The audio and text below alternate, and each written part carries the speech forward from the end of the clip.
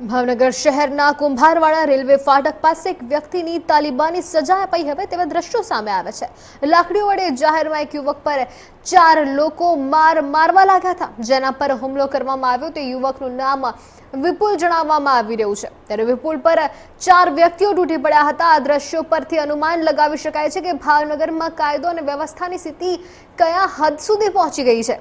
વિપુલ નામના યુવકને ખૂબ જ ઈજા પહોંચી હતી અને તેને તાત્કાલિક ધોરણે સારવાર માટે હોસ્પિટલ ખસેડવામાં આવ્યો હતો।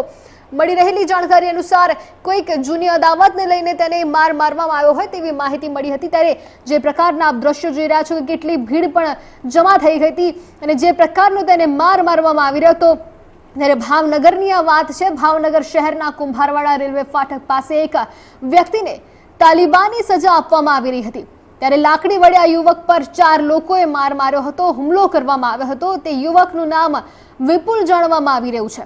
તે વિપુલ પર 4 વ્યક્તિ તૂટી પડ્યા હતા। દ્રશ્યો પરથી જ અનુમાન લગાવવામાં આવી રહ્યું છે કે ભાવનગરનો કાયદો અને વ્યવસ્થા છે તે કઈ સ્થિતિ પર પહોંચી ગયું છે, કઈ હદ સુધી પહોંચી ગયું છે। ત્યારે વિપુલને ખૂબ જ ઈજાઓ પહોંચી હતી અને ત્યારે તેને તાત્કાલિક સારવાર માટે હોસ્પિટલ ખસેડવામાં આવ્યો હતો। ત્યારે આ પ્રકારના જે પ્રકારના દ્રશ્યો જોઈ રહ્યા છો તે પ્રમાણે માહિતી મળી રહી છે અને આ શા માટે આવો બનાવ બન્યો તેના ઉપરથી જાણવા મળી રહ્યું છે કે કદાચ કોઈ જૂની અદાવત હતી, તેનો રોષ ઠાલવવા માટે આ 4 વ્યક્તિ આવ્યા હતા અને તેને વિપુલને જાહેરમાં રસ્તા વચ્ચોવચ્ચ તેને રેલવે ફાટકની બાજુમાં જ લાકડી વડે મારવામાં આવ્યો હતો। 4 વ્યક્તિ તેના પર તૂટી પડ્યા હતા।